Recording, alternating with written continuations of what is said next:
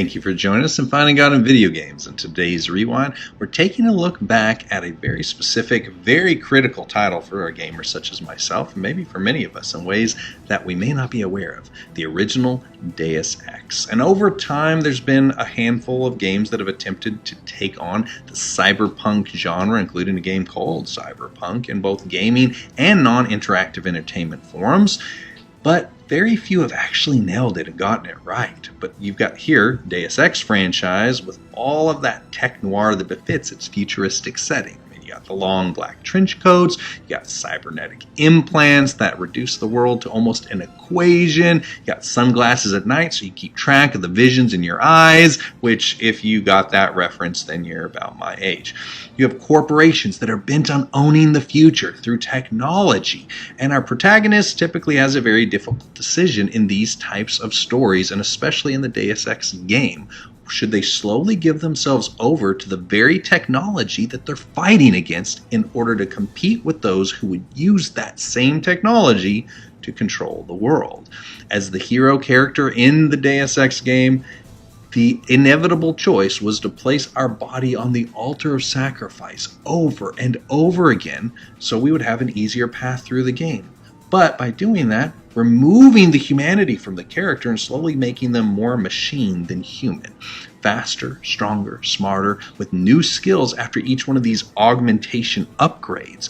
We spend the majority of our experience in the game becoming the very thing that we're at war with. A world where the line between machines and humans are blurred so fully that those who control the machines control all of mankind as well. These dystopian futures resemble our real world more and more all the time as our hyper-dependence on technology becomes more pronounced with each passing year. But while we become more advanced with our toys and our tech, the core issue of humanity remains intact. And the struggle at the heart of the questions that were asked by Deus Ex have stood for thousands of years and are still relevant to us today. As each pound of the lead character's flesh was replaced by yet another piece of technology to improve them, the question became, who is this character really? A man with the abilities of a machine, or a machine that wears the face of a man? And how close is he becoming to what he hates in order to destroy it? I compare this to a question I've had to ask myself time and time again regarding being a believer in Christ and my relationship with the world. Like that example, in order for me to be effective in my mission, I do have to engage in the culture that I live in and be active within it to make an impact.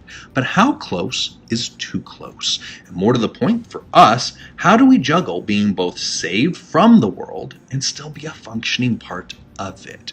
Are we simply one foot out the door waiting for eternity? Or are we on the other end of the pendulum? We're so completely intertwined with the world that we can't tell the difference. How do we balance being in the world but not of the world? I've battled for much of my Christian life to find the appropriate balance here. And honestly, legalism lies on one side of that equation, and anarchy is on the other. And the fate of the world rests on each of us to find the narrow path in between. So to start, I've always found Paul's dissertation on how he viewed evangelism pretty enlightening. In 1 Corinthians 9, he talks about that he became as a Jew to reach the Jews, as one under the law to reach those under the law, as one without the law to reach those without the law, although he does point out he is still individually under the law of Christ. To the weak, he approached them as one who was also weak.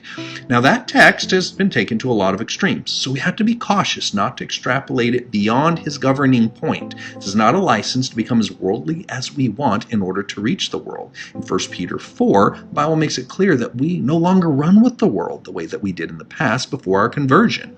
As a matter of fact, it's specifically pointed out that some of our former best friends forever will actually think it's strange that we're no longer dancing along to the same beat.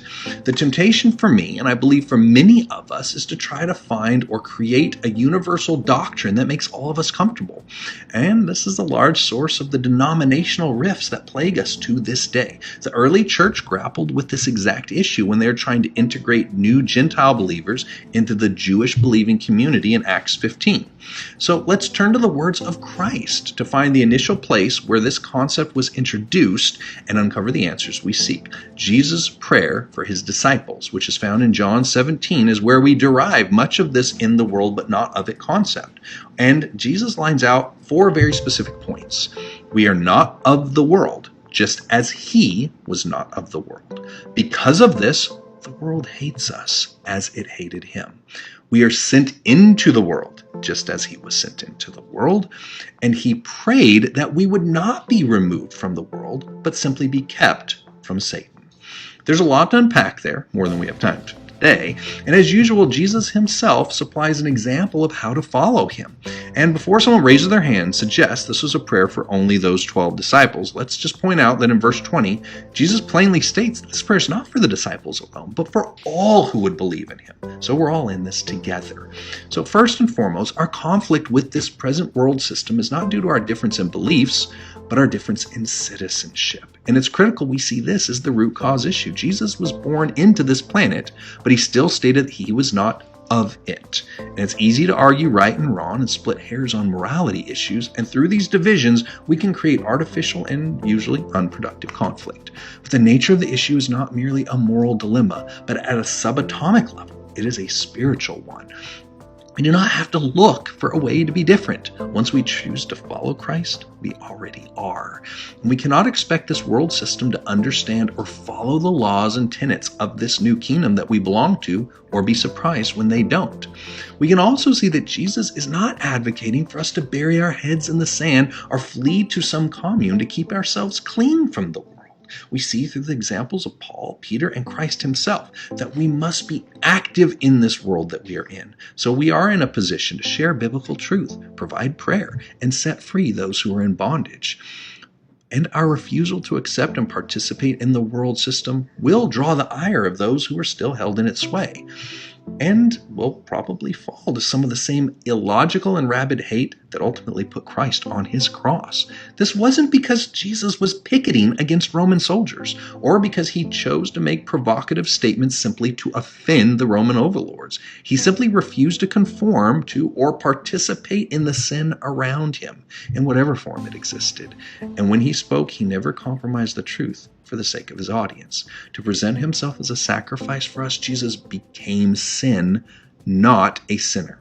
That's a very critical difference. So what's the resolution? I suppose if we want to determine what manner of life we should live, we should fully understand what our mission is. Christ's mission was to seek and save the lost, and he became what his mission to earth required. He had to become a human, specifically a Jew from the lineage of David, a perfect sacrifice and an offering. Our mission, as defined in Mark 16, is to go into all the world, preach the good news to every creature. To reach every creature in all the world will require each of us to do our part in the Great Commission, and we each have a different role. This requires a very personal relationship with Christ, and to determine what job we take and where we choose to live down to the hobbies we pursue and the daily choices we make will be unique and individualized. When viewed from the lens of our actual mission on this planet, much of our questions become clear, and through our daily prayer life, the Spirit of God will guide us through the choices we make. We will each be led in different directions because we all have unique callings and individually designed moments of destiny each day that require us to be in a specific place and time to pray with, protect, comfort, or share faith with those in need. To achieve our destinies as individuals, some of us will be in this world as athletes and sports players. Some of us will be authors, some of us teachers, doctors, retail workers. These roles do not define us.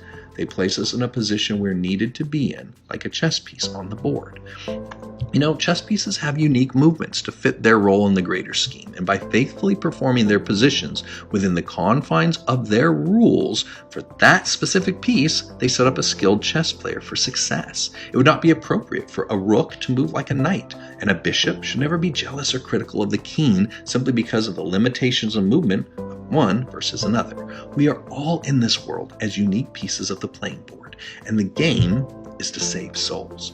It's the responsibility we each carry to determine what the expectations of the Lord has placed on us to fulfill His grand plan. Some of those may limit the choices we're permitted to make, not because of legalistic rules, but because your mission compels you to be where you are, performing your role in a way that would not distract you or others from your true purpose. There's not a one-size-fits-all solution. Much like our original point of discussion from Deus Ex. The same Spirit of God who called John the Baptist to a monastic life in the desert placed Jesus right in the very heart of Judea. Paul was called to a life of celibacy to best facilitate his missionary calling, while Philip the evangelist, he was able to serve with a family full of children. Key differences abound, but they were all unified in that they were living their lives in a manner consistent with their message, their calling, and their mission. So I guess as we kind of sum it up, it's appropriate to land on what Jesus defined as the ultimate rule for how to be in the world, but not of it, in Matthew 22, when He gave us the first and great commandment. Love the Lord with all your heart, with all your soul, and with all your mind. This is the first and great commandment. And the second is like it. Love your neighbor as yourself. On these two commandments hang all the law and prophets.